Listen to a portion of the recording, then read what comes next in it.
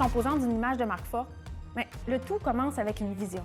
Pour créer une image de marque forte, il faut savoir qu'est-ce qu'on a à dire et pourquoi qu'on veut le dire. Et des fois, les gens veulent créer des images de marque, mais c'est un peu flou. C'est important de savoir précisément, même si on ne sait pas tout, certains éléments doivent être vraiment précis. Qu'est-ce qui va faire qu'une image de marque va être forte aussi? C'est si elle a de la personnalité. La personnalité, ça va lui permettre de se démarquer lorsqu'elle va être dans les médias, lorsqu'on va la voir, lorsqu'elle va être en relation avec son consommateur, son client. Sa façon de se parler, la façon de se présenter, son attitude aussi. Et on le sait, les consommateurs, ou les clients, ils vont adhérer à notre marque si leur cœur leur donne le goût d'adhérer à notre marque. Donc, tout est émotif. Donc, une image de marque forte a plus de chances de rentrer dans le cœur de nos consommateurs, futurs clients.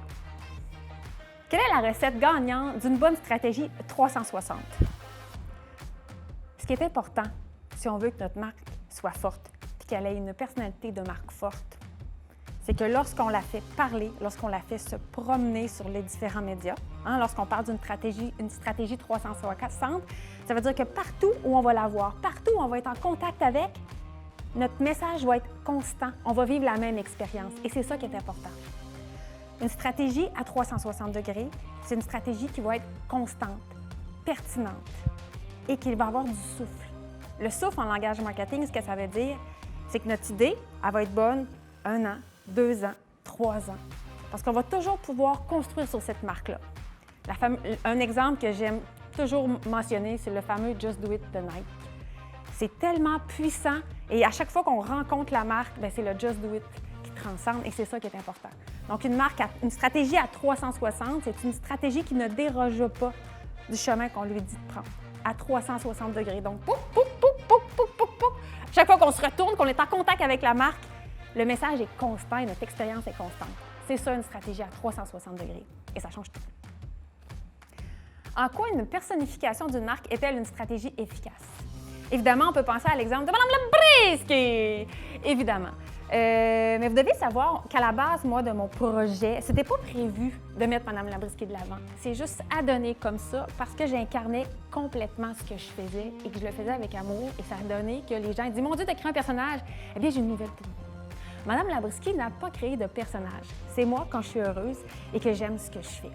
Si on tasse Mme Labrisky et on regarde tous les autres projets qu'on peut avoir, la personnification, qu'on ait un visage ou une personnalité qui va avec notre produit, ou si on a des produits et on n'a pas un visage officiel, la personnification, ça va être encore une image de marque forte.